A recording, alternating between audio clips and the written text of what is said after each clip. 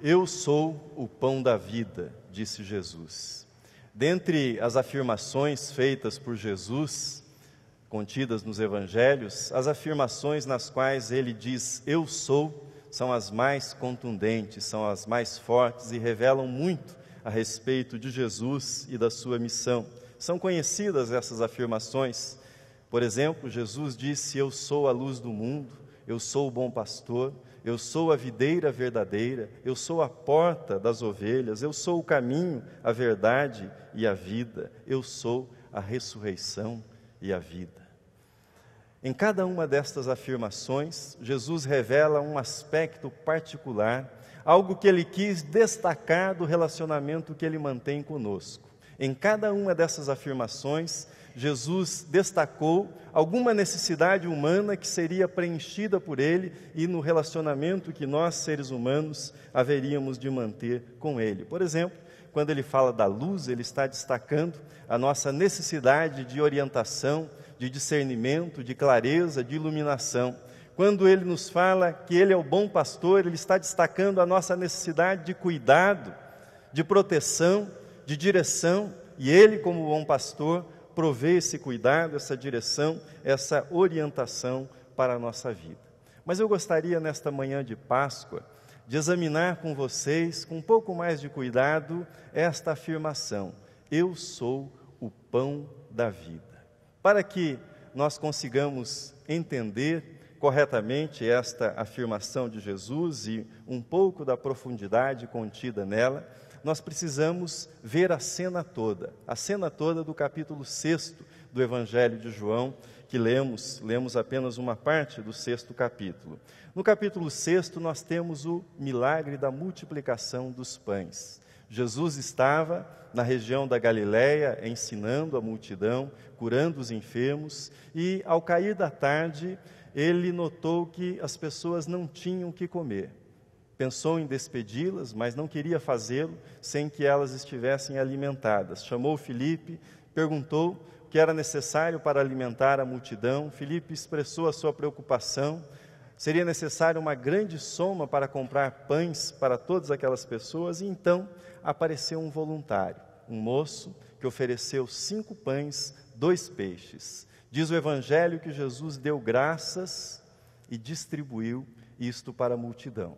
Não só foi suficiente para que a multidão fosse saciada, mas recolheram ainda 12 cestos que sobraram, que restaram destes pães que haviam sido multiplicados. O tempo da Páscoa em Israel era um tempo de grande agitação política. Eram comuns levantes contra o Império Romano, e tendo Jesus realizado esse milagre, alimentando uma multidão, segundo o Evangelho, de 5.000 homens, imediatamente isso provocou nessa multidão o desejo de promover um levante político. Veja comigo o versículo de número 15 do capítulo 6. Assim diz o texto, ele está na tela. Sabendo, pois, Jesus que estavam para vir com o intuito de arrebatá-lo para o proclamarem rei, retirou-se novamente sozinho para o monte. Jesus, percebendo que ali começaria um levante, que ele seria transformado num Messias político, retirou-se para orar e para fugir da empolgação da multidão. No fim da tarde, os discípulos tomaram um barco, atravessaram o mar da Galileia em direção a Cafarnaum. Mas Jesus não foi, permaneceu retirado em oração. Jesus foi ao encontro deles à noite, em meio a uma tempestade, e os conduziu até a outra margem, e eles chegaram então em Cafarnaum. A multidão, percebendo que Jesus não estava presente, dirigiu-se imediatamente para encontrar Jesus no outro dia. E, quando encontrou Jesus, perguntaram: Mestre, como chegaste aqui? Como vieste até esse lugar?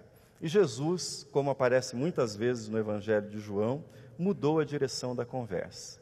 Diante dessa pergunta da multidão, veja o que Jesus respondeu para a multidão, versículos 26 e 27. Respondeu-lhes Jesus: em verdade vos digo, vós me procurais não porque vistes sinais, mas porque comestes dos pães e vos fartastes. Trabalhai não pela comida que perece, mas pela que subsiste para a vida eterna, a qual o Filho do Homem vos dará, porque Deus, o Pai, o confirmou com o seu selo. Nesse ponto do diálogo, nessa mudança de direção, se inicia o texto que culminará com a afirmação que nós lemos e repetimos: eu sou o pão da vida. Eu sou o pão da vida. Jesus não quis despedir a multidão de estômago vazio. Mas nós não podemos interpretar isso de modo reducionista, como se a preocupação de Jesus, a única preocupação de Jesus fosse que as pessoas estivessem saciadas, com o estômago cheio de pão. Jesus amava a multidão, amava e ama as pessoas, para que pudesse cuidar delas e que elas estivessem devidamente alimentadas. Mas Jesus amava demais a multidão, para permitir que ela estivesse com o estômago cheio, que as pessoas estivessem com o estômago cheio e com o coração vazio da palavra de Deus. Por isso, ele falou de modo tão contundente com as pessoas que o procuravam. Mas esse diálogo, além de culminar nessa afirmação, eu sou o pão da vida, esse diálogo ele nos mostra em diferentes momentos 3 tipos de pessoas famintas, 3 tipos de famintos que têm existido em todas as épocas da nossa história. Primeiro, aqueles que são famintos, ou aquelas pessoas que são famintas por coisas, seja a fome pelo básico, exemplificada pelo pão, ou a fome por aquilo que nós chamamos de supérfluo. Aliás, o escritor italiano Umberto Eco, analisando a nossa sociedade, ele disse de modo irônico que o supérfluo parece ser a única coisa necessária numa sociedade como a nossa. A única coisa de que precisamos é realmente aquilo que é supérfluo. E a atriz Ingrid Guimarães, humorista, com a verve típica dos humoristas, num programa que ela fazia sobre compras, e comentando com a entrevistada, a certa altura ela soltou a seguinte frase: eu só compro o básico. O problema é que eu preciso de muita coisa básica. Somente o básico, mas eu preciso de muita coisa básica. É evidente que estômagos precisam de pão. É evidente que o ser humano, na fragilidade da sua pele, precisa de algo que o vista. É evidente que nós, seres humanos, precisamos, como somos frágeis, de um teto que nos abrigue do sol, que nos abrigue da chuva, que nos abrigue do frio. É evidente que nós precisamos desse tipo de proteção para a nossa vida. O problema não foi, e o problema nunca será, que necessitemos de coisas materiais e que precisemos trabalhar para tê-las e que precisemos de cuidado para administrá-las. Isso nunca foi um problema. Não é um problema que nós tenhamos fome de pão ou fome de beleza, para usar uma expressão bastante familiar no nosso tempo. O problema é quando nós achamos que a vida se reduz a isso, que a vida se resume a isso, que todo o sentido da vida está nestas coisas que nós adquirimos e nessa fome que nós temos pelos bens, pelas coisas. Quando isso acontece, nós fomos tomados pela loucura do rico insensato, na parábola registrada por Lucas e proferida por Jesus. Este homem rico teve uma colheita abundante, e diante dessa grande colheita, que significava muitos bens e muita riqueza para ele, veja o que ele disse para a sua própria alma, para si mesmo. Disse este homem, chamado de insensato no Evangelho: tens em depósito muitos bens para muitos anos, descansa, come, bebe e regala-te. Mas Deus lhe disse: louco, esta noite te pedirão a tua alma, e o que tens preparado, para quem será? Assim é o que entesoura para si mesmo e não é rico para com Deus. Mas há um segundo grupo de famintos, são os famintos por regras. O segundo tipo de pessoas famintas que estão registradas nessa passagem, são aqueles que são famintos por regras, por normas, por observâncias religiosas. Quando a multidão, ou parte da multidão, ouviu a exortação de Jesus, imediatamente se dirigiram a Jesus e veja o que disseram a Jesus. O texto está na projeção. Dirigiram-se, pois, a ele perguntando: que faremos para realizar as obras de Deus?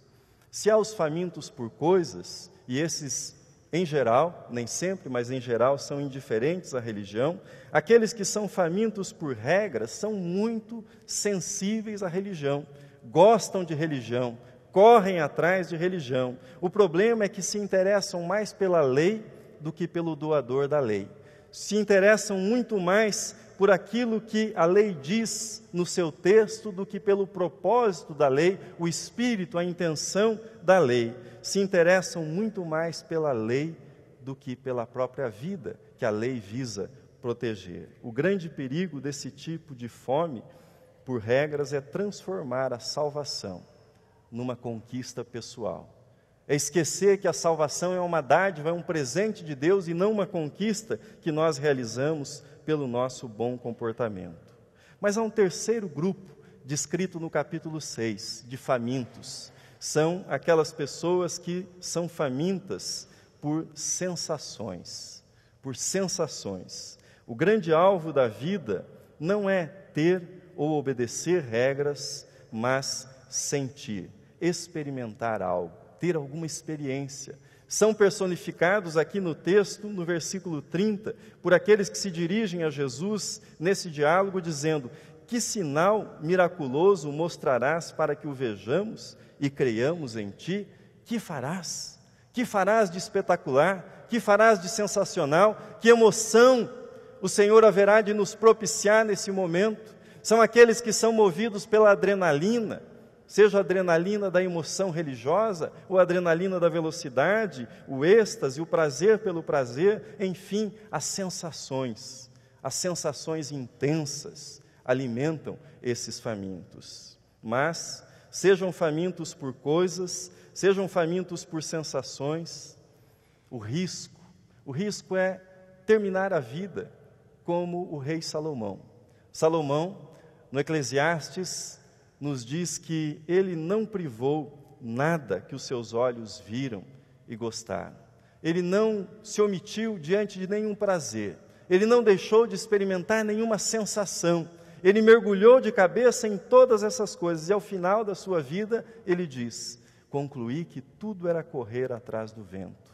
Tudo era uma busca vã, uma busca absolutamente inútil.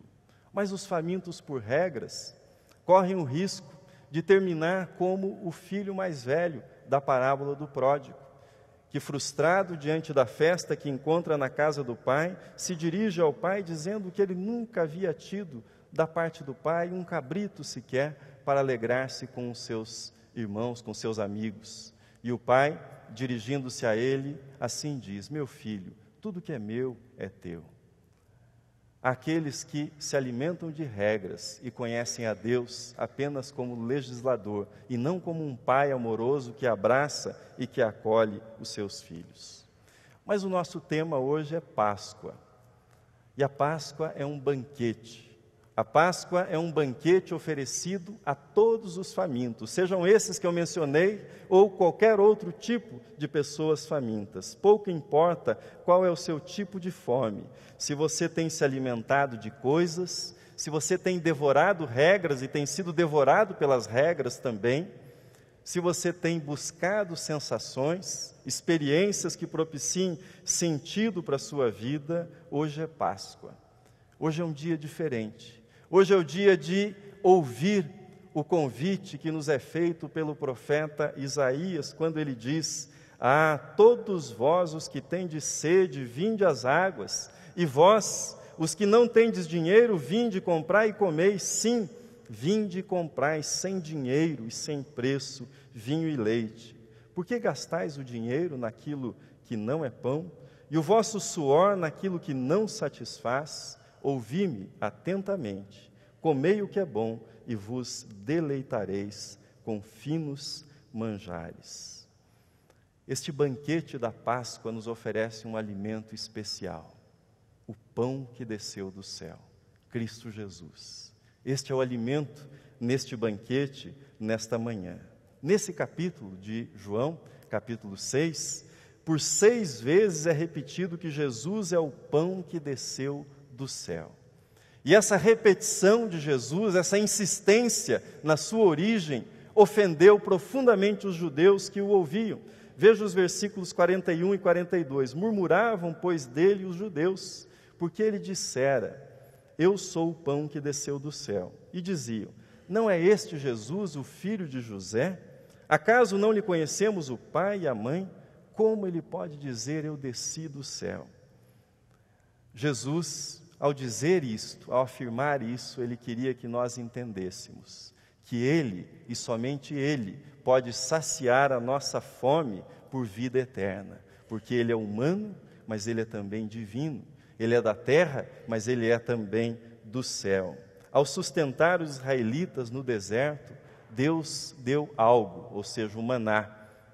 Mas ao enviar Jesus, o pão que desceu do céu, Deus está oferecendo a si mesmo, para que a nossa vida seja mantida, sustentada e encontre sentido na pessoa de Jesus. Mas como receber o pão que desceu do céu? Se esse pão nos é oferecido nesse banquete, como é que eu recebo o pão que desceu do céu? Crendo em Jesus, crendo em Jesus. É o próprio Jesus que assim o diz. Veja como ele respondeu a esta indagação no versículo 29. Assim disse Jesus: a obra de Deus é esta, que creais naquele que por ele foi enviado. Nós recebemos o pão que desceu do céu pela fé. É pela fé que nós nos apropriamos desse pão. E convém que entendamos que é a fé em Cristo como Salvador. Existe uma grande diferença entre receber a salvação pela fé em Cristo e trabalhar para obter a salvação. Nós recebemos a salvação pela fé em Jesus Cristo. Muitas pessoas religiosas acham que conquistarão a salvação, que serão aceitas por Deus, serão perdoadas por Deus, se elas forem boas o suficiente, se elas se esforçarem para merecer o perdão de Deus, para merecer o cuidado divino. Se esse é o seu caso, com todo respeito, com todo amor, eu digo para você, esse não é o caminho. Não é assim que nós nos apropriamos do pão do céu. Ou há aqueles ainda que acham que obter a salvação é uma questão de se tornar uma pessoa melhor, uma pessoa mais religiosa, uma pessoa com crescimento moral. Na verdade, isto é autossalvação. Você é o seu próprio salvador se você está vivendo dessa forma. E você está virando as costas para a salvação que desceu do alto, ou seja, veio dos céus. O pão que nos é oferecido, o pão que desceu do céu, Cristo Jesus. Crer em Jesus significa, dentre muitas coisas, confiar em Jesus para a sua salvação, e não em si mesmo, e não em seus méritos. Outro ponto importante é entender que nós não somos salvos pela qualidade da nossa fé. Nós somos salvos por tê-la depositado na pessoa de Jesus Cristo, por confiarmos em Jesus Cristo. Nós não somos salvos pela fé na fé. Algumas pessoas parecem ter fé na fé. Ou seja, se o meu grau de certeza psicológica, se os meus sentimentos forem fortes o suficiente, então eu serei salvo, então eu terei a nova vida. Não é isto.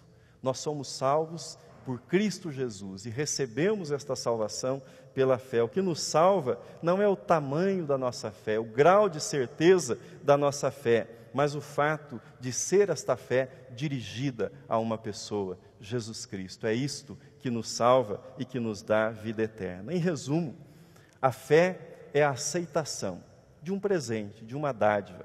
Assim como você receberá nas suas mãos, daqui a pouco, o pão, receberá o cálice, Deus nos oferece a salvação. E tudo que nós fazemos é recebê-la com gratidão pela fé. Nós não contribuímos para a nossa salvação. Mas termino essa meditação. Esse é o grande mistério da Páscoa, o alimento que dá vida eterna, o pão que desceu do céu. É esse mistério que nós estamos celebrando nesta manhã. Jesus foi taxativo aos seus ouvintes quando ele disse: vossos pais comeram o maná no deserto e morreram. Contextualizando isso, nós podemos dizer: aqueles que se alimentam com coisas, com bens, e morrerão.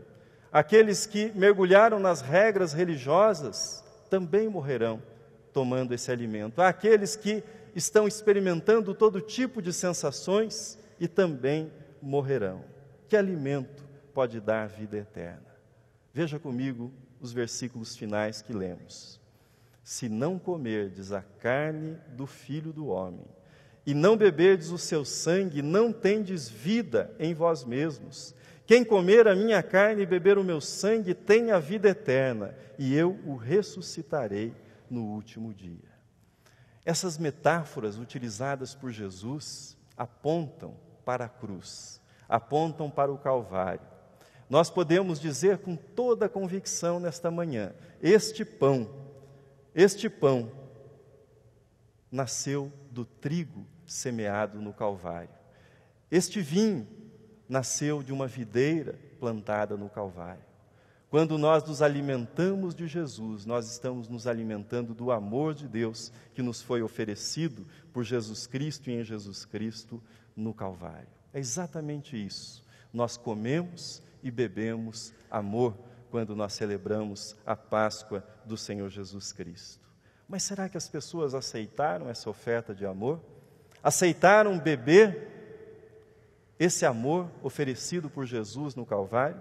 Veja comigo um versículo final, versículo 66.